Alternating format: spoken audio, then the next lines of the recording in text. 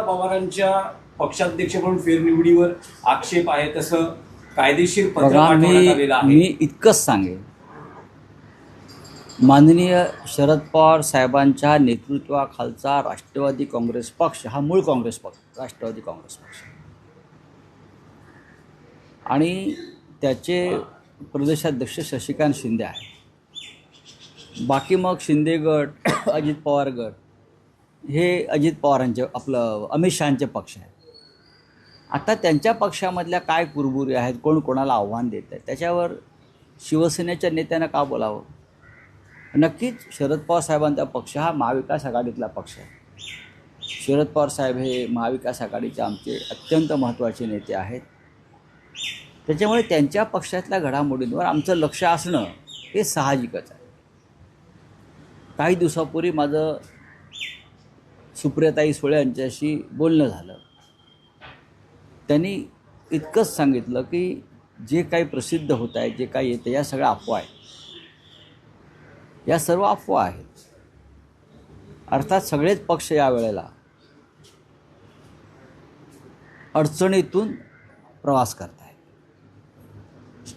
शिवसेनेपुढे अडचणी आहेत, शरद पवार साहेबांपुढे अडचणी आहेत, सुनेत्रा पवार जो गट सांभाळत आहेत त्यांच्यासमोर अडचणी आहेत. इतकंच कशाला, मिंदे गटामध्ये अडचणी आहेत, भाजपात अडचणी आहेत.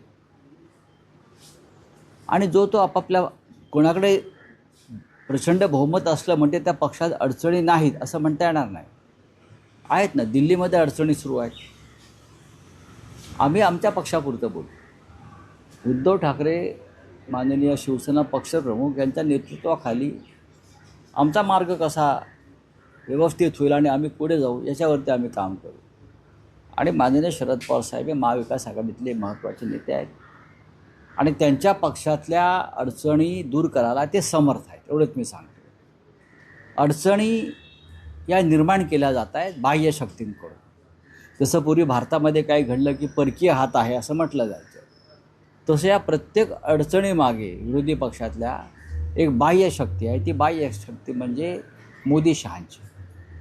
त्यांना कोणीही या देशातल्या प्रादेशिक पक्षामध्ये स्थैर्य यावं, नीट काम व्हावं, विरोधी पक्षाची भूमिका नीट बजावावी असं त्यांना वाटत नाही. याच विषयातला आणखी एक प्रश्न असा आहे की मध्यंतरीच्या काळात जयंत पाटील आणि विनोद तावडे यांची एका हॉटेलमध्ये बैठक झाली होती किंवा भेट झाली होती. त्यानंतर असं कळतं आहे की आता जयंत पाटील यांच्याकडे त्यांच्या पक्षातल्या आमदारांनी काही त्यांची कैफियत असेल, उदाहरणार्थ निधी असेल, सत्ता असेल, या संदर्भातली आपली मतं मांडली आहेत आणि जयंत पाटील हे शरद पवारांकडे आमदारांची भूमिका मांडणार. जयंतराव पाटील हे शाहू फुले आंबेडकर यांच्या विचाराच्या भूमिकेत काम करणारे नेते आहेत. त्यांच्यावर यशवंतराव चव्हाणांच्या विचारांचाही पगडा आहे. ते ज्या भागातून येतात तो एक क्रांतिकारकांचा आणि स्वातंत्र्य चळवळीतला मोठा भाग आहे आणि जयंतराव त्याच पुष्टीत तयार झालेले आहेत. जातीय आणि धार्मिक धर्मांध शक्तींच्या बरोबर जयंतराव जातील असं त्यांच्या शत्रूंनाही वाटणार नाही. आणि जयंतराव पाटलांकडे जी क्षमता आहे कामाची, ते आता जे कोणी आहेत विधिमंडळात त्यांच्यापेक्षा खूप उच्च क्षमता. त्याच्यामुळे हे कुठल्या एखाद्या गटात वगैरे सामील होऊन ते काय वेगळा विचार करतील. आणि आता आर पाटलांचे चिरंजीव आहेत, स्वतः रोहित पवार आहेत. त्यानंतर असे अनेक आमदार, 10 जरी संख्या 10 असेल तरी त्यांच्यातले बहुसंख्य आमदार हे याच विचाराचे आहेत, शाहू फुले आंबेडकर पुरोगामी विचाराचे आहेत. सर, आणखी एक विषय असा होता की लाडक्या बहिणी जवळपास 92 लाख महिलांची नावं वगळली गेली. जवळपास आकडा 14,000 कोटीचा सांगितला जातोय, 3,500 कोटींचा सांगितला जातोय. म्हणजे कोट्यवधी रुपये ज्या पद्धतीने 14,000 कोटी रुपये या स्कीममध्ये लाडक्या बहिणींना वितरित करण्यात आल्याचे आकडे प्रसिद्ध झाले. त्याच्यामध्ये जे 92 लाख बोगस लाभार्थी आहेत, बेकायदेशीरपणे त्यांना कोणतेही KYC न करता, त्यांची छाननी न करता, त्याच्यामध्ये 29,000 पुरुष आहेत, 4,500 सरकारी कर्मचारी आहेत. सरकारी पगारे घेतात आणि या स्कीमचा फायदाही घेतला. असे साधारण 3,515 कोटी रुपये अशा पद्धतीनं उधळले गेले फडणवीस आणि मिंदे यांनी. मतं विकत घेण्यासाठी सरकारी पैशाचा हा अपहार झाला. हा गुन्हा म्हणजे राम मंदिरातली दानपेटी लुटणं आणि सरकारची जनतेच्या करातली तिजोरी लुटणं हा गुन्हा एकच आहे. अशा वेळेला 3,515 कोटीची वसुली कशी करणार हा मोठा प्रश्न आहे. तुम्ही एखाद्या बँकेत फ्रॉड झाला तर त्या कर्मचाऱ्याला 5,000 रुपयासाठी अटक करता. एक फ्रॉड झाला म्हणून विजय मल्ल्या, नीरव मोदी, ललित मोदी, मेहुल चोक्सी हे का पळून गेले? त्यांनी बँकेच्या पैशाचा अपहार केला असं त्यांच्यावर ठपका आहे. म्हणून त्यांच्यावर रेड कॉर्नर नोटीस, ED CBIच्या नोटिसेस आहेत, त्यांची संपत्ती जप्त केली. 3,515 कोटी रुपये सरकारी तिजोरीतून बेकायदेशीरपणे मतं विकत घेण्यासाठी वापरले हा तर या शतकातला सगळ्यात मोठा अपहार आहे ना. मग हे पैसे वसूल कसे करणार तुम्ही? तुम्ही आता 92 लाख लोक वगळले म्हणून तुम्हाला इथे गप्प बसता येणार नाही. या 92 लाख लोकांना ज्यांच्या सहीनं पैसे मिळाले, ज्यांच्या आदेशानं मिळालं, ते तेव्हाचं एकनाथ शिंदे कॅबिनेट, या संपूर्ण कॅबिनेटवर सरकारी पैशाचा अपहाराचा गुन्हा दाखल व्हायला पाहिजे. आणि संपूर्ण कॅबिनेट, तेव्हाचे मुख्य सचिव, अर्थसचिव, महिला व बालकल्याण सचिव ह्यांची व्यक्तिगत संपत्ती जप्त करून ही वसुली पैशांची व्हायला हवी असं आमचं मत आहे. हा पैसा पचवू देता कामा नये. याला परदेशी भाषेमध्ये गुन्हा स्टेट कॅप्चरचा आहे. राज्य विकत घेणं गैरमार्गानं हा स्टेट कॅप्चरचा गुन्हा आहे. अशा प्रकारचे गुन्हे रशियात झालेले आहेत, अशा प्रकारचे गुन्हे साऊथ आफ्रिकेला झालेले आहेत. आणि अशा प्रकारचा गुन्हा ईदी अमीन युगांडा, तिथे स्टेट कॅप्चरचे गुन्हे आहेत. राज्य बेकायदेशीर मार्गाने विकत घ्यायचे. तर त्याच्यामुळे ह्याच्यावरती कारवाई होणं गरजेचं आहे.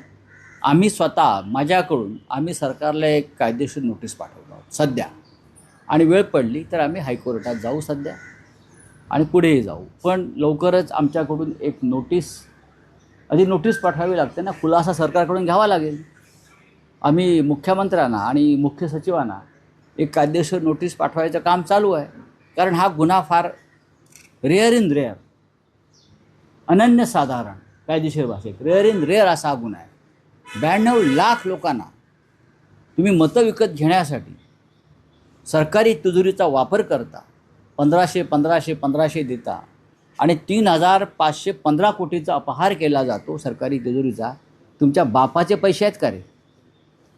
बापाचे पैसे. शेतकऱ्यांची कर्जमाफी नाही, विद्यार्थ्यांसाठी योजना नाही, आश्रमशाळांचा निधी मिळत नाही आहे, अशा अनेक आहेत. दिव्यांगांना अजून त्यांचा भत्ता मिळत नाही आहे, दिव्यांगांचे पैसे अडकलेले आहेत. काय करतायत तुम्ही लोक? आणि 3,515 कोटी रुपये मतं विकत घ्यायला तुम्ही सरकारी तिजोरी लुटता, ही अत्यंत गंभीर गोष्ट आहे. कोणीही गप्प बसलं तरी मी गप्प बसणार नाही. पण राऊतसाहेब, राम मंदिर दानपेटी अपहार प्रकरणात जेव्हा शिवसेना उद्धव बाळासाहेब ठाकरे पक्ष उद्धव ठाकरेंच्या नेतृत्वाखाली आंदोलनाची घोषणा करतो आणि दुसरा टप्पाही जाहीर होतोय, तर असं असताना जर हा महिलांच्या बाबतीत किंवा ही स्कीम लाडकी बहीण यात जर मोठा घोटाळा झाला असेल तर विरोधी पक्ष एकत्रितपणे काही आंदोलनाची घोषणा करणार हा आहे का? विषय आता हळूहळू बाहेर येतो. याच्या आधी याच्यावर चर्चा झालेल्या आहेत. मला आश्चर्य वाटतं मीडियाचं आणि वृत्तपत्रांचं. इंडियन एक्सप्रेसनी ही बातमी छापली आहे, पण त्याच्या मराठी भावंडानं छापली नाही. असं हे दबाव मीडियावरती येतात, या प्रकारच्या बातम्या छापल्या जाऊ नयेत. काय चाललं आहे या देशामध्ये? जे म्हणतो ना स्टेट कॅप्चर, हा स्टेट कॅप्चरचा प्रकार आहे. तुम्ही स्टेट कॅप्चर या शब्दाचा, वाक्याचा माझा अभ्यास करू शकता. राज्य विकत घेणं गैरमार्गाने, राज्य विकत घेण्याचा प्रकार आहे. त्यासाठी मग आधी न्यायालय, संविधानिक संस्थांचा ताबा मिळवायचा, मग सर्व निविदा, सर्व संस्था आपल्या ताब्यात घ्यायच्या, सरकारची तिजोरी ताब्यात घ्यायची आणि त्या तिजोरीतून एक राज्य विकत घ्यायचं. महाराष्ट्रात ते झालेलं आहे. चला रावसाहेब, तुमच्या रामरक्षा आंदोलनाला भाजपकडनं महायज्ञाने उत्तर प्रत्युत्तर दिलं जातं. हे काय प्रत्युत्तर द्यायचा कार्यक्रम आहे का? याचा अर्थ ते राम मंदिर लुटीचं समर्थन करतायत. याचा अर्थ असा आहे, जर आमच्या आंदोलनाला ते काय प्रत्युत्तर देतात, आम्ही कोणाला उत्तर द्यायला नाही आहोत. आम्ही रामाची भक्ती दाखवत आहोत की राम मंदिराची दानपेटी किंवा राम मंदिराच्या देणग्या जवळजवळ 12,000 कोटीचा जो अपहार आहे, 550 कोटीच्या देणग्या तर दानपेटीच लुटलेली आहे. त्याच्यावरती आम्ही बोलतो आहोत आणि त्याला प्रत्युत्तर काय देणार? होय आम्ही लुटल्या दानपेट्या म्हणून आम्ही महायज्ञ करतोय, आम्हाला जास्तीत जास्त लूट करता यावी म्हणून. काय मूर्ख लोक आहेत हिंदुत्वाच्या नावानं, भंपक लोक आहेत ते. खरं म्हणजे सरसंघचालक मोहनराव भागवत यांनी या लोकांचं बौद्धिक घेतलं पाहिजे. आम्ही नागपूरला चाललो आहे, आम्ही त्यांना विनंती करू, हे जे कोणी करतायत काय महायज्ञ वगैरे आमच्या विरोधामध्ये, याचा अर्थ तुम्ही अयोध्येतल्या लुटीचं समर्थन करताय भाई. पण राऊतसाहेब, भाजपवाले म्हणतात की हे रामरक्षा नाही तर उद्धव ठाकरेंचं पक्षाची रक्षा काही असं आंदोलन आहे. असेल, पण आम्ही लढतोय ना दानपेटी लुटीच्या विरोधात. उत्तर द्या ना, लूट झाली आहे का नाही. आता ही मूर्ख असे आहेत. काल राष्ट्रीय स्वयंसेवक संघानं या चोरी आणि लुटीविरुद्ध स्वतः खंत आणि खेद व्यक्त केला आहे. ही लूट समाजाला कलंकित करणार आहे असं म्हटलेलं आहे आणि तुम्ही याचं समर्थन करतायत. आमचं सोडून द्या हो. स्वतः सरसंघचालक, स्वतः दत्तात्रय होसबोले, स्वतः नृपेंद्र मिश्रा ट्रस्टचे अध्यक्ष यांनी म्हणालंय हा कलंक आहे. अशा प्रकारची राम मंदिराच्या दानपेटीतली चोरी हा कलंक आहे असं RSS म्हणत आहे.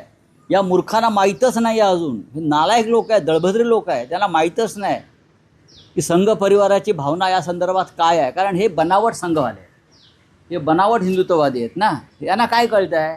हे यांना फक्त लव जेहाद, अमुक जेहाद, तमुक जेहाद, आमिर खानच्या काय सिनेमावर बहिष्काराचा जेहाद टाका ना जाहीर. Brand ambassador. अरे मग असं आहे की सरकारने कॅबिनेटमध्ये ठराव मंजूर करावा. हिंमत आहे कॅबिनेटमध्ये तुम्ही इतर ठराव करता ना हिंदुत्वाचे, आम्ही हिंदुत्व अमुक करणार नाही तमुक करणार नाही. जर एक मंत्री असं म्हणतो आहे याचा अर्थ सरकारची भूमिका आहे. मग कॅबिनेटमध्ये त्यांनी हा ठराव आणावा आणि तो मंजूर करावा आणि राज्यावर त्याची अंमलबजावणी व्हावी की आमिर खानचे सिनेमे पाहू नये. चला हिंदी में काय संपला.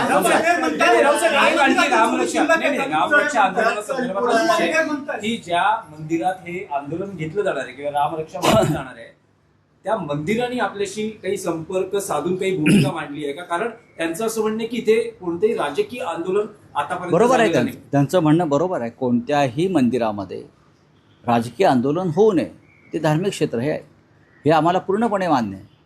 आता आम्ही मुंबईतलं आंदोलन काय मंदिरात घेतलेलं आहे, मंदिराच्या बाहेर केलं. मंदिर हे राजकारणाची जागा नाही, भाजपनं केलं आहे. पण अयोध्येचं राम मंदिर हा मात्र राजकीय विषय होऊ शकला भाजपच्या दृष्टीनं. अयोध्येतलं राम मंदिर निर्मिती, प्राणप्रतिष्ठा सोहळा, जे प्रधानमंत्री मोदी पितांबर नेसून उघडे फिरत होते भस्म लावून वगैरे सगळं, तिथे ते होऊ शकतं. पण इतर ठिकाणी मात्र भाजपची भूमिका वेगळी आहे या लोकांची. पण आम्ही हे मान्य करतो, आचारसंहिता, धार्मिक आचारसंहिता मान्य करतो आम्ही. पण अजून आमच्या नागपूरमध्ये मी आज जाणार आहे, 4 दिवस माझा मुक्काम आहे. आमचे इतरसुद्धा नेते तिकडे येत आहेत. अंबादास दानवे पोचतील, आमचे सचिव सूरज चव्हाणसुद्धा येत आहेत. एक 5-25 लोक आम्ही आज जाणारच आहोत. आम्ही अनेक ज्या ठिकाणी आम्ही हे कार्यक्रम करू शकू अशी 5-6 मंदिरं आहेत, त्याच्यात पाहणी करू आणि मग ठरवू. महाराष्ट्राची उपराजधानी आहे, मराठी माणसाची उपराजधानी आहे ना. मग त्याच्यामध्ये मंदिरं आहेत. मंदिरामध्ये शहर नाही आहे ना, शहरामध्ये मंदिर आहे. मुख्यमंत्र्यांची भेट बोला. लाडली योजना में क्या का रिपोर्ट आया है, इस बारे में क्या कहना आपका सर? देखिए, लगभग 1 करोड़ 92 लाख मीन्स लगभग 1 करोड़ ऐसे लोग हैं उसमें जो क्वालिफाई नहीं है उस योजना के लिए. ये लाडली बहन योजना है, लेकिन लगभग 30,000 पुरुषों ने उसका लाभ लिया. सरकार को पता नहीं. सरकारी कर्मचारी है उसमें, गवर्नमेंट सर्वेंट है उसमें, हज़ारों की संख्या में, उनको भी पैसा दिया. ये सबसे बड़ा फ्रॉड है. 3,515 करोड़ का ये फ्रॉड है इस योजना में, और सरकार को उसका भुगतान करना पड़ेगा अपनी जेब से। जो कैबिनेट था उस वक्त जिसने ये डिसीजन लिया था, मुख्यमंत्री मिस्टर शिंदे थे, डिप्टी सीएम हमारे देवेंद्र जी थे और पूरा कैबिनेट, उनकी जिम्मेदारी है। उनकी व्यक्तिगत जो संपत्ति है वो कुर्क करके वो पूरा भुगतान करना चाहिए, नहीं तो हम लोग उनको आज एक लीगल नोटिस भेज रहे हैं सरकार को और हम कोर्ट में जाएंगे। सर ये आरएसएस ने खेत बोला हुआ है रामदी की चोरी पे, और बीजेपी हवन कर रही है। सर इस बारे में बीजेपी हवन इसलिए कर रही है क्योंकि वो चोरी में शामिल है। वो चोरी में शामिल है राम मंदिर के, उनका जो परिवार है पूरा राम मंदिर में बैठा है अयोध्या में, वो पूरे चोरों के सरदार है ये लोग। आरएसएस ने माफ़ी मांगी है लगभग कि ऐसा नहीं होना चाहिए था, ये कलंकित करने वाला विषय है। और एक दूसरे बाजू में ये क्या बीजेपी वाले हमारा जो आंदोलन चल रहा है राम रक्षा आंदोलन, उसके विरोध करने के लिए महायज्ञ कर रहे हैं। उसका मतलब आप चोरी का समर्थन कर रहे हैं।